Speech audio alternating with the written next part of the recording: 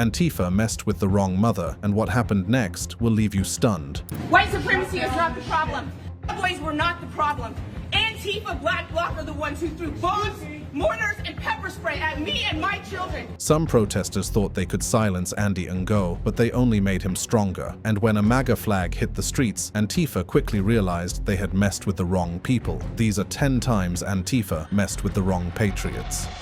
The Andy Ngo attack. It was a bright summer day in Portland, Oregon on July 6, 2019, but for journalist Andy Ngo, the sunlight quickly turned into something much darker. Portland, a city already infamous for its ideological clashes, became the backdrop for an attack that would make national headlines. Ngo, a conservative journalist known for his reporting on Antifa, had spent months documenting the violent tactics of far-left extremists. On this particular day, he found himself in the midst of a protest where two sides, Antifa and the Proud Boys, came face to face. But as he focused his camera, it wasn't the protesters he was concerned about. It was the very group he had been covering for months. Antifa, already hostile toward him for his coverage, had identified Ngo and made him their target. What followed was an unprovoked attack that would leave him with lasting physical and emotional scars. As he walked through the crowd, his GoPro camera capturing the unfolding chaos, militants from Antifa targeted him directly. It began with a verbal assault. Insults hurled his way. Fascist, go home you pig, but words were only the beginning. Soon, bear mace was sprayed into his face, blinding him temporarily and burning his skin. Milkshakes, often used by protesters as weapons, were thrown, covering his body and camera. His GoPro lens was obstructed as the fluid splattered across it, but this didn't stop him from documenting. Things escalated further as Antifa militants launched a physical assault. Fists, kicks, and even batons were used to strike him. Despite the brutal nature of the attack, Ngo kept his camera rolling, capturing every painful second of the assault. His determination to continue documenting showed the resilience he had developed throughout his career, but his injuries were no less serious.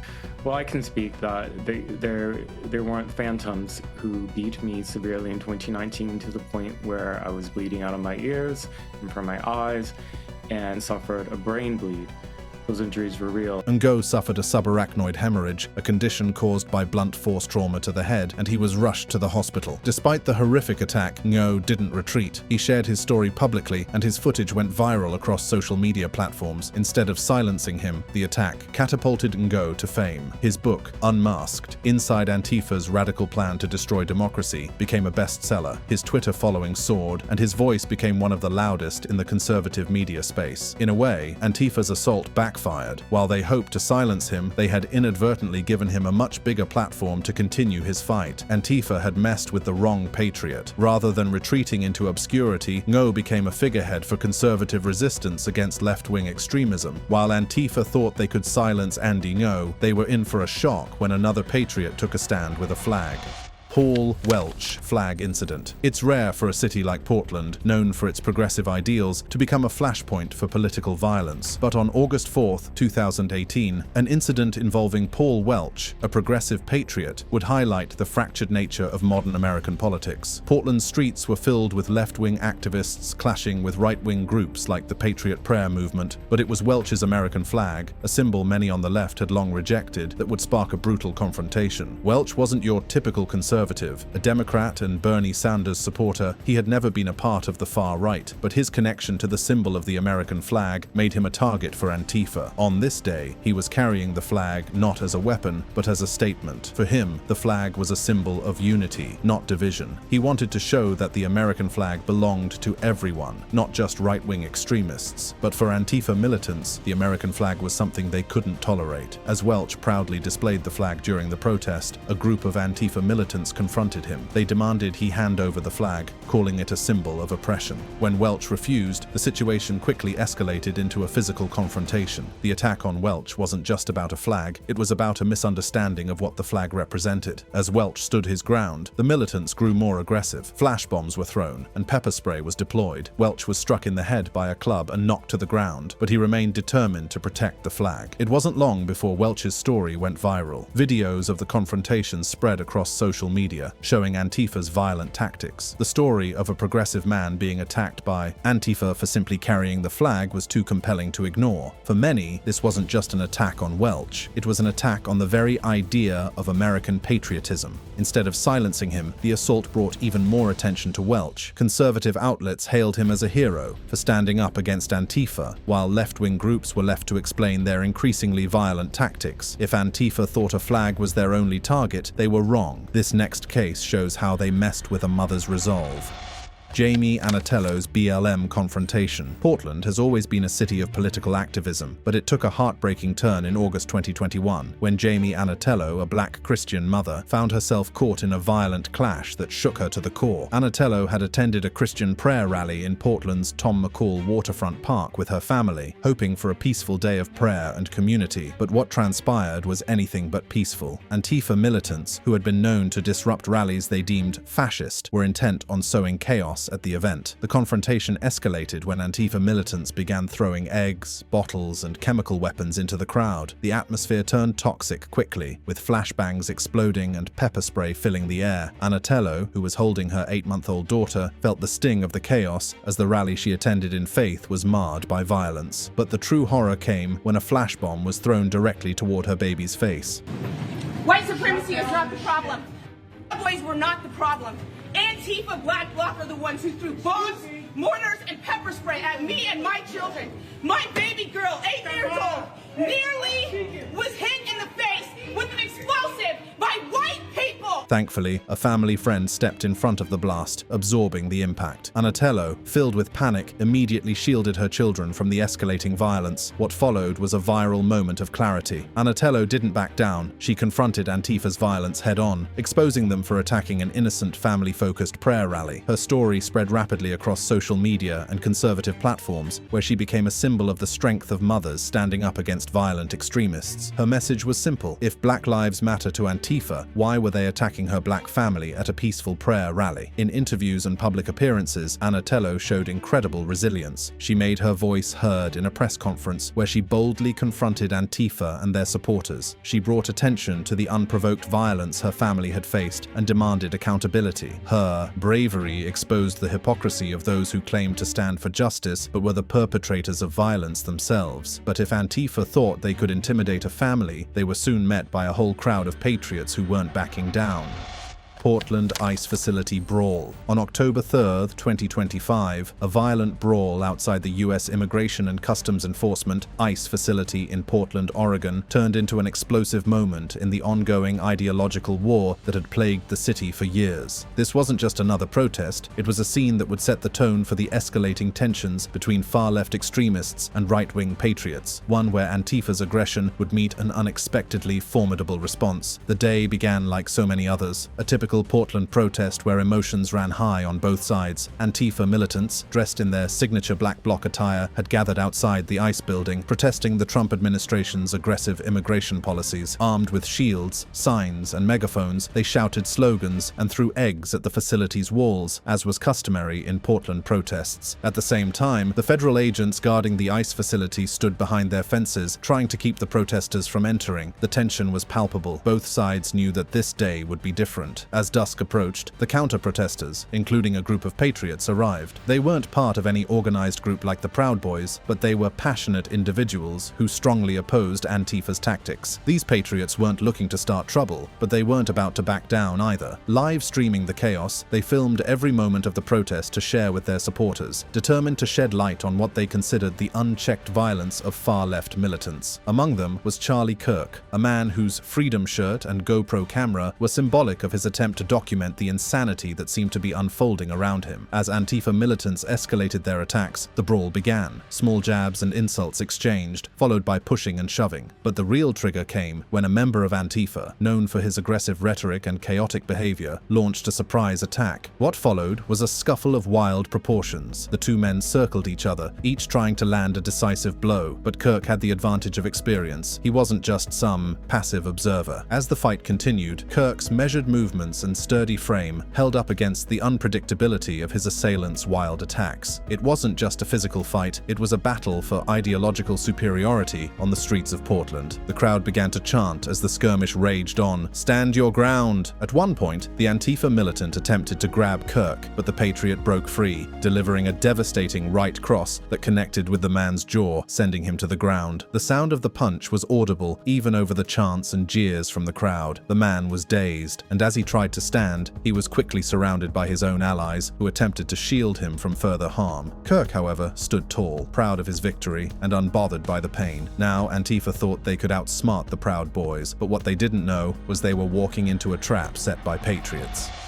Proud Boys' fake rally trap. It was an ingenious move, one that showed the brilliance of psychological warfare. On September 26, 2020, the Proud Boys, a notorious far-right group, decided to play a game of tactical deception with Antifa, and they succeeded in a big way. The Proud Boys had long been at odds with Antifa, regularly clashing during protests across the Pacific Northwest. But this time, instead of showing up for a physical confrontation, they lured Antifa into a trap. The Proud Boys announced a massive rally in Portland, claiming they would be taking back the streets and reclaiming the city from what they considered Antifa's control. The rally was carefully planned, with social media posts, encrypted Telegram channels, and a few well-placed flyers, enough to make Antifa believe this would be a showdown they couldn't miss. Proud Boys leaders promised a large turnout, including appearances from high-profile figures like Joey Gibson of Patriot Prayer, and they even hinted at an impending Patriot surge through downtown Portland. The bait was set: a public park, a vague time, and a promise of special guests. Antifa took the bait almost immediately. Activists, many of whom had been looking for an opportunity to confront the Proud Boys, began assembling early in the day. By noon, over 100 counter-protesters, a mix of Antifa militants and BLM supporters, had arrived at the supposed rally location, but the Proud Boys were nowhere to be found. Frustration mounted as Antifa waited in vain for the rally to begin.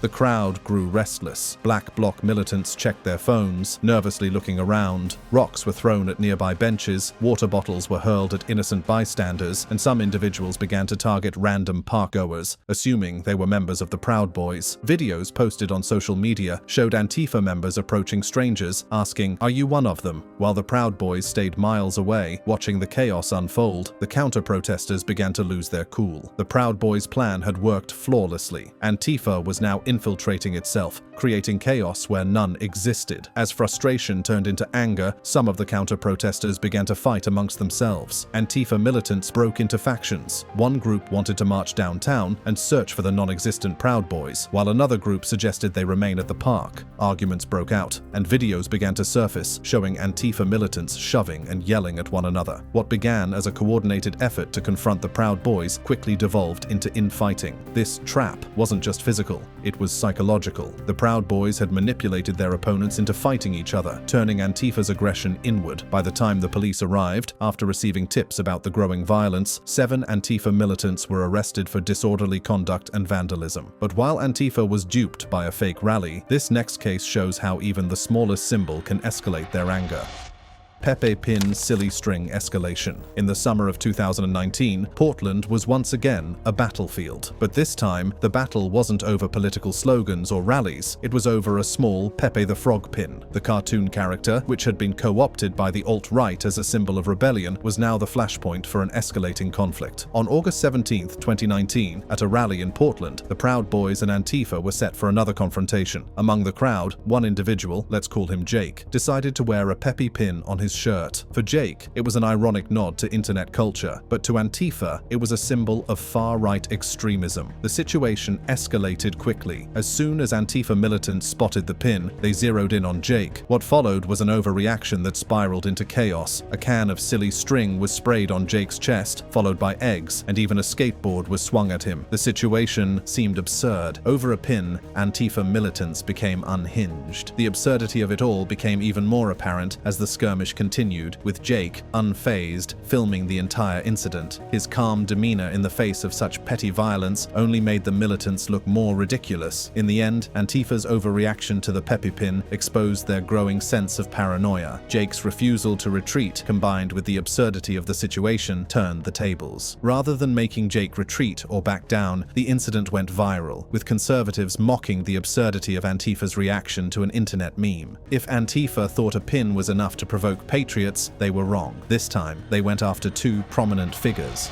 Philly attack on Kirk and Owens. Philadelphia, known for its rich history and political significance, became the backdrop for a shocking confrontation on August 6, 2018. For Charlie Kirk and Candace Owens, two of the most vocal and influential conservative figures, a routine stop at a local cafe for a coffee quickly escalated into a dangerous encounter with Antifa militants. The attack, which unfolded in the heart of Center City, was a chilling reminder of the increasingly violent tactics used by far-left groups to silence conservative voices. Kirk and Owens, both leaders of the influential Turning Point USA (TPUSA) movement, had made their presence felt across the country with their outspoken criticisms of the left. Their national tours, advocating for free speech, conservative values, and the importance of standing up to political correctness, had already sparked protests at several universities. But this was different. This was personal. The cafe where they were enjoying a quick coffee became the epicenter of a volatile political storm. It all started when news spread that Kirk and Owens were in the city. The left-wing activist group Antifa, known for its militant tactics against anyone it deemed a fascist or far-right extremist, mobilized quickly. By the time the pair had finished their coffee and were preparing to leave, a group of around 30-50 Antifa militants had gathered outside the cafe. They were ready to confront Kirk and Owens, their intentions clear: silence them through intimidation. As Kirk and Owens exited the cafe, they were immediately met with a barrage of insults and verbal abuse. "Fascist scum" and "go back to where you came from" were just a few of the slogans shouted in their direction. The BAF mob didn't stop there. They pressed up against the windows, banging on them and creating a physical barrier to prevent the pair from leaving the area. The chaotic scene was being filmed by several Antifa militants, eager to create viral moments for their cause. But things didn't end with just words. As tensions escalated, the situation quickly turned physical. One protester threw a drink through the open door of the cafe, splashing Owens. Another individual threw a crumpled flyer, which struck Kirk's shoulder.